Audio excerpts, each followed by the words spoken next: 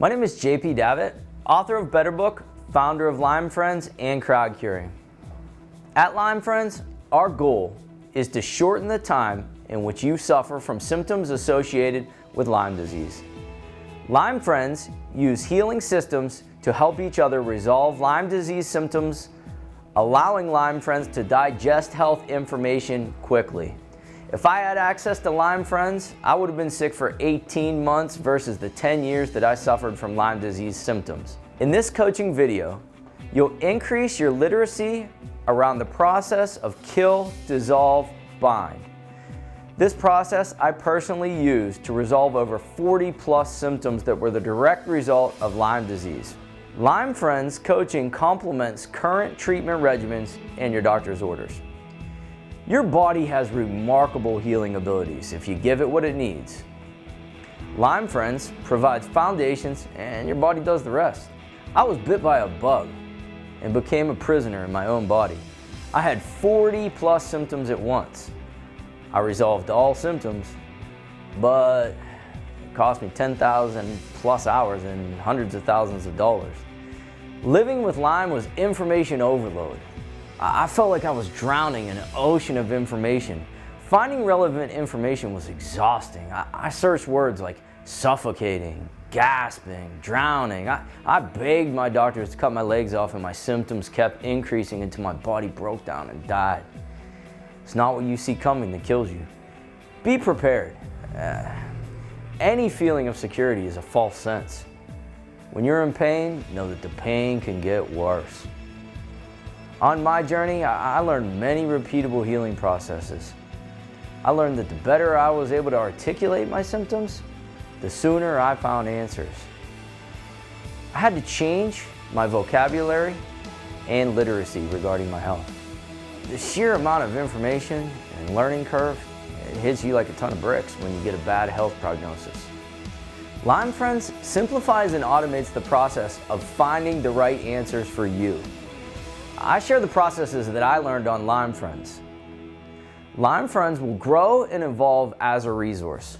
And we don't have all the answers, but we have some good ideas and will continue to have them. I share because I wish someone would have done this for me.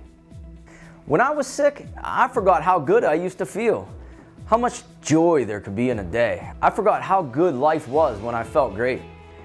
I miss being pleased by the small things, the smell of rain on pavement in the spring, the smell of lilacs in June, or the top of a baby's anointed head following a baptism. They're things that make life worth living. And even though I was experiencing these things, I was just going through the motions. My pain overshadowed the feelings.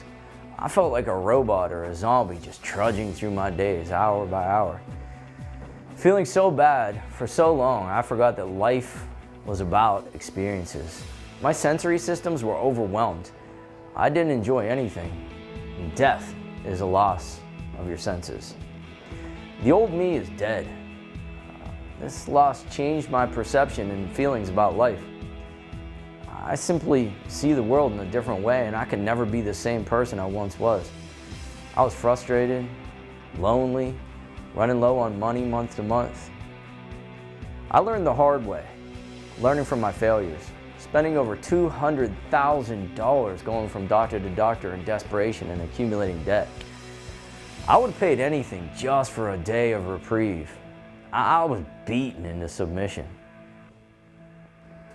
I wanted a silver bullet, but there wasn't one. My treatment started with big needles shooting cortisone into my feet.